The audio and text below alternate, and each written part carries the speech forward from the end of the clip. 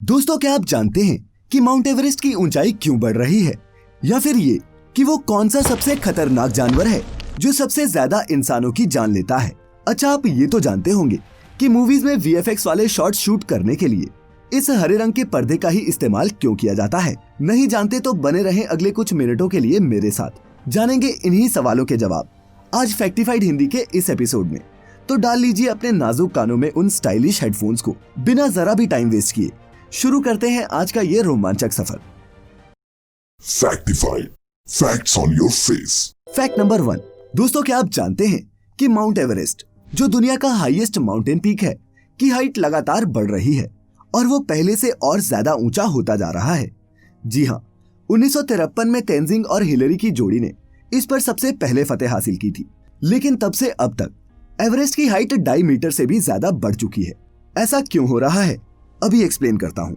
तो दोस्तों, जैसा कि आप में से कुछ ये जानते होंगे कि हमारे प्लेनेट पर जितना भी लैंड मास यानी कि जमीन है, वो टेक्टोनिक प्लेट्स पर टिकी हुई है और ये टेक्टोनिक प्लेट्स हमेशा मूव करती रहती हैं, आपस में टकराती रहती हैं, जिसका पता हमें कभी भूकंप और कभी सुनामी से चलता है। हिमालय, जिस रेंज को हम यंगफोल्ड माउंटेन्स भी कहते हैं, ऐसे ही दो टेक्टोनिक प्लेट्स के टकराने से 4 से 5 करोड़ साल पहले ही पृथ्वी पर पहली बार नजर आए। ये दो टेक्टोनिक प्लेट्स थी, इंडियन प्लेट और यूरेशियन प्लेट। और दोस्तों, आपको जानकर हैरानी होगी कि इन दोनों प्लेट्स के बीच का कोलिजन और प्रेशर करोड़ों सालों से आज भी जारी है। इंडियन प्लेट के यूरेशियन प्लेट को लगातार पुश करने के कारण इस रीजन में जियोलॉजिकल चेंजेस आते रहेंगे और इसी का एक रिजल्ट एवरेस्ट की हाइट का लगातार बढ़ना है। Fact number 2। दोस्तों, क्या आप जानते हैं कि ज्यादातर हॉलीवुड और बॉलीवुड की मूवीज के एपिक सीन्स अक्सर एक बंद कमरे में ही शूट कर लिए जाते हैं और ये मुमकिन हो पाता है कमाल की प्रोफेशनल लाइटिंग, डायरेक्शन और कंप्यूटर ग्राफिक्स की मदद से। लेकिन ऐसे सेट पर एक नजर दौड़ाने पर जो चीज आपका ध्यान सबसे पहले अपनी ओर खींचती है, वो होती है ये ग्रीन स्क्रीन, जिसे क्रोमा स्क्रीन भी कहते हैं। कलाकार इसी हरे रंग के पर्दे के आगे एक्टिंग करते हैं और फिर कंप्यूटर उन्हें एक वर्चुअल सेट में फिट कर देता है और रिजल्ट में मिलते हैं नामुमकिन से दिखने वाले कमाल के ऐसे शॉट्स, जिन्हें देखकर आपका मुंह खुला का खुला रह जाता है। लेकिन दोस्तों, एक ऐसे मूवी सेट पर ये सभी पर्दे ग्रीन होते हैं, इसकी भी एक खास वजह है। दरअसल ये ब्राइट ग्रीन कलर हमारी नेचुरल स्किन टोन या फिर शरीर के किसी भी हिस्से से मैच नहीं करता। इसीलिए इस हरे रंग के बैकग्राउंड को ट्रांसपेरेंट करके सब्जेक्ट को आइसोलेट करना आसान हो जाता है। लेकिन ऐसा नहीं है कि क्रोमा सिर्फ ग्रीन कलर की ही होती है। किसी भी ऐसे रंग की स्क्रीन जो हमारे नेचुरल कलर से ना मिलता हो को इस्तेमाल किया जा सकता है, बशर्ते एक्टर ने भी उसी रंग का कोई कपड़ा ना पहना हो। नहीं तो क्रोमा कीइंग के वक्त उसका वो बॉडी पार्ट भी ट्रांसपेरेंट ही दिखेगा। तो कुछ समझे। Fact number 3। दोस्तों, आप में से कुछ ने डिस्कवरी चैनल पर तो कईयों ने अपनी रियल लाइफ में एक से एक खतरनाक दिखने वाले और जहरीले जीव जंतुओं को देखा होगा। किसी सांप का जहर 1000 लोगों की जान ले सकता है, तो बिच्छू का जहर 70 करोड़ रुपए लीटर बिकता है। लेकिन जब आपको मैं बताऊंगा कि दुनिया में सबसे ज्यादा इंसानों की जान लेने वाला जीव कौन सा है, तो आपको जरूर एक झटका लगेगा। क्योंकि दोस्तों, इतिहास में सबसे डेडलीस्ट एनिमल है ये मामूली सा दिखने वाला मच्छर। जी हाँ, कान के पास बिनबिनाता हुआ ये मच्छर एक इंसान से दूसरे इंसान में वायरस फैलाने का काम भी करता है और मलेरिया, डेंगू और पीला बुखार जैसी भयानक महामारियों का जिम्मेदार भी रहा है। जहां दोस्तों हर साल ये जहरीले सांप 1 लाख लोगों की जान लेते हैं, वहीं सालाना 7.5 लाख से भी ज्यादा मौतों का जिम्मेदार ये अकेला मच्छर ही है। मानवता के इतिहास में अब तक अरबों जाने लेने वाला ये मच्छर एनिमल रिलेटेड ह्यूमन डेथ्स में आज से नहीं हमेशा से ही टॉप पर रहा है। तो था ना कुछ नया? अगर हाँ, तो इस वीडियो को 1 लाइक दिए बिना मत जाना। साथ ही इस वीडियो को अकेले अकेले ना देखें, अपने दोस्तों के साथ शेयर करें और उन्हें भी कर दें फैक्टिफाइड। Fact number 4। दोस्तों, आपने भी सुना होगा कि कोका कोला की रेसिपी मार्केट की one of the best kept secrets है। लेकिन क्या कभी आपने ये सोचा है कि इतनी उन्नत टेक्नोलॉजी होने के बावजूद एक कोक कैन के इंग्रेडिएंट्स पहचान कर उसे फिर से बनाना इतना मुश्किल क्यों है? नहीं सोचा तो मैं बताता हूँ। तो क्या है कि प्रॉब्लम कोक के सीक्रेट इंग्रेडिएंट्स पहचानने की नहीं, इसके इंग्रेडिएंट्स की अवेलेबिलिटी की है। जब कोका कोला पहली बार तैयार की गई थी, तब इसे कोका लीव्स और कोला नट से बनाया गया था। और आपको ये जानकर शायद हैरानी होगी दोस्तों कि इसकी ओरिजिनल रेसिपी के हर ग्लास में 9 मिलीग्राम कोकेन मिली होती थी। लेकिन फिर 1904 के बाद कंपनी ने अपनी रेसिपी में कोका लीव्स को स्पेंट लीव से स्विच कर लिया, जो एक तरह की चाय होती है। तो दोस्तों, इस ड्रिंक के बनने में लगने वाली चीजें और उनका प्रपोर्शन जानना तो एक बात है, लेकिन उनकी अवेलेबिलिटी दूसरी। कोका कोला ड्रिंक को बनाने में अभी भी कोकेन फ्री कोका लीव्स का इस्तेमाल होता है, लेकिन इसे अमेरिका की सिर्फ एक ही कंपनी बनाती है जिसका नाम है स्टीफन कंपनी।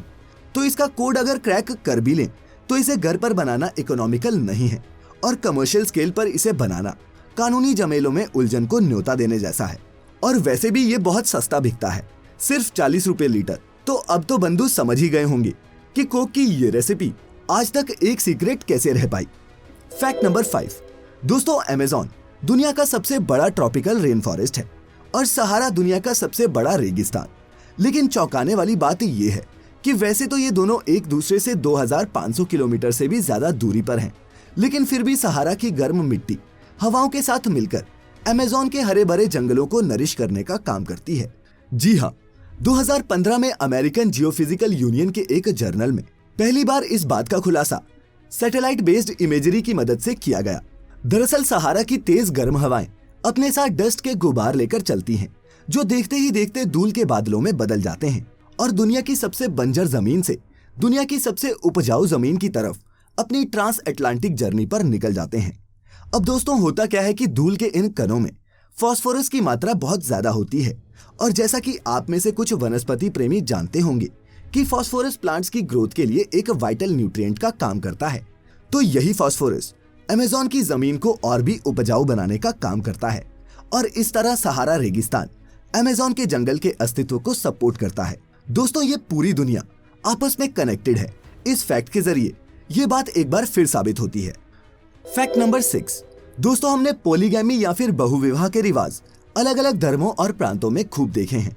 कहीं भौगोलिक परिस्थितियों के चलते तो कहीं सामाजिक ताने बाने के चलते मर्दों को एक से ज्यादा शादियां करते हुए तो आपने सुना होगा। लेकिन क्या आप जानते हैं कि हमारे ही देश के एक हिस्से में महिलाओं का एक से ज्यादा विवाह करने का रिवाज भी प्रचलन में रहा है? अगर नहीं दोस्तों, तो बता दूं कि मैं बात कर रहा हूँ हिमाचल प्रदेश के किन्नौर प्रांत की। यहाँ के कुछ इलाकों में आज भी इसका चलन जारी है। ज्यादातर होता क्या है कि 2 या 3 भाइयों की शादी एक ही महिला से करवा दी जाती है, जिससे जमीन जायदाद का बंटवारा नहीं होता। साथ ही शादी तोड़ने वालों के लिए नियम बहुत सख्त होते हैं और उन्हें जायदाद से बेदखल भी किया जा सकता है और सामाजिक बहिष्कार का सामना भी करना पड़ सकता है। किन्नौर के अलावा पॉलीएंड्री कहलाए जाने वाली ये प्रथा नीलगिरी की टोडा जनजाति, त्रावणकोर के कुछ इलाकों आदि में भी चलन में रही है। लेकिन अब इसका चलन सिर्फ हिमाचल और उत्तराखंड के नॉर्थ वेस्ट बॉर्डर के आसपास के इलाके में ही बचा हुआ है। फैक्ट नंबर 7 दोस्तों, क्या आप जानते हैं कि टाटा की मशहूर कार टाटा सुमो का नाम टाटा के ही एक सीनियर एम्प्लॉय के नाम पर रखा गया था?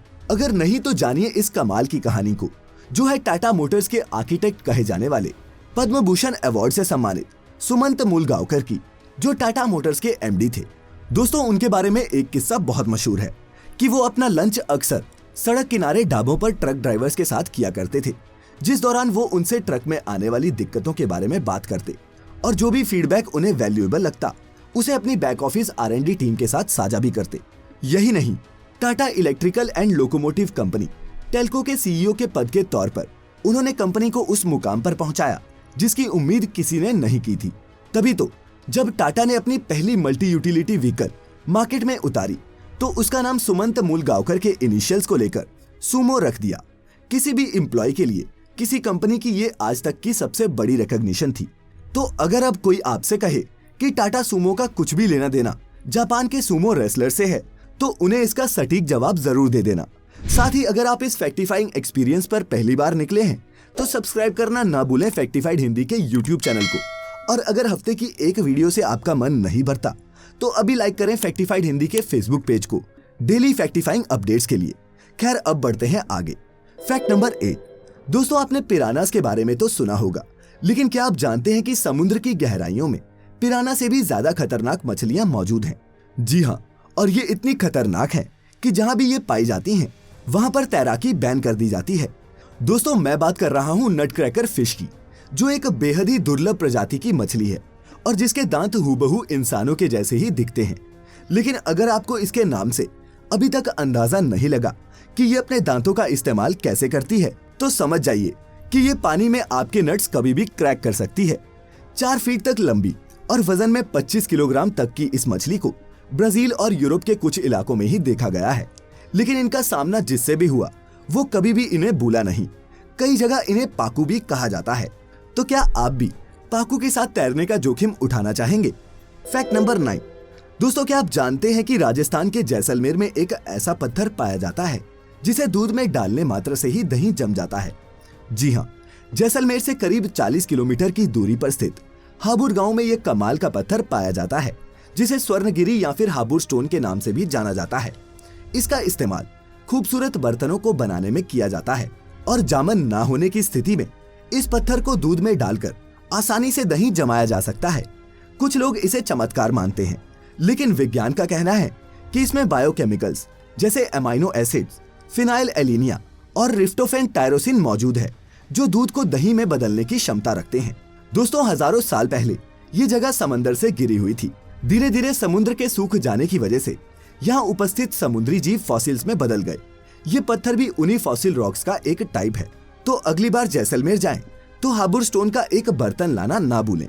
और दोस्तों, अब समय हो चला है आपके अपने भेजे हुए योर ओन फैक्ट का, जो आज हमें लिखा है मोहम्मद फरदीन ने, जो बताते हैं कि पृथ्वी पर तो सबसे ऊंचा माउंटेन माउंट एवरेस्ट है, लेकिन हमारे ही सौर मंडल में मंगल ग्रह पर एवरेस्ट से भी 3 गुना ऊंचा माउंटेन मौजूद है, जिसका नाम है ओलंपस मॉन्स, जो एक ज्वालामुखी पर्वत है। जहां दोस्तों एवरेस्ट की ऊंचाई 8,800 मीटर से कुछ ज्यादा ही है, वहीं ओलंपस मॉन्स 21,000 मीटर यानी कि 21 किलोमीटर से भी ज्यादा ऊंचा है ना? अविश्वसनीय।